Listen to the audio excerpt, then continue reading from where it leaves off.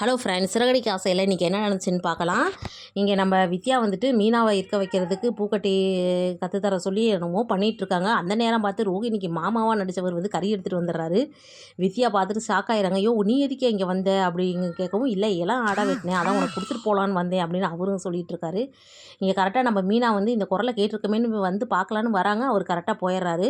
அப்போ தான் வந்து மீனாவும் வந்து சமைச்செல்லாம் தராங்க. அப்போ தான் வித்யா நினைக்கிறாங்க, மீனாவும் நல்ல பொண்ணு தான், நம்ம தான் தப்பாக நினச்சிட்டோம் அப்படிங்கிற மாதிரி நினைக்கிறாங்க. அடுத்து இங்கே கிறிஸையும் அவங்க பாட்டியையும் வெளியில் அமுச்சு விட்றப்ப கரெக்டாக முத்து வந்துடுறாரு. எங்கே கிளம்புறீங்க, வாங்க வாங்க, நான் கிறிஸுக்கு பிடிச்ச மாதிரி நான் சாப்பாடுலாம் வாங்கிட்டு வந்திருக்கேன் அப்படிங்கிற மாதிரி ரோகிணி இருந்துட்டு, ஏன் நீங்கள் சவாரி போகலையா அப்படின்னு கேட்குறாங்க. இல்லை இல்லை, சவாரிலாம் முடிஞ்சிருச்சு, இனிமேல் ஏதாவது வந்தால் தான் உண்டு, ஏன் நீ வேலைக்கு போகலையா அப்படின்னு கேட்குறாங்க. இல்லை, நான் லேட்டாக தான் போவேன்னு அவங்களும் சொல்லிட்டு இருக்காங்க. அடுத்து பார்த்தா அவர் உள்ளே போயிட்டு வரதுங்களும் இங்கே ரோகிணி வந்து ஊட்டி விட்டுருக்காங்க. அதை பார்த்துட்டு அப்படியே ஆச்சரியத்தில் நிற்கிறாரு.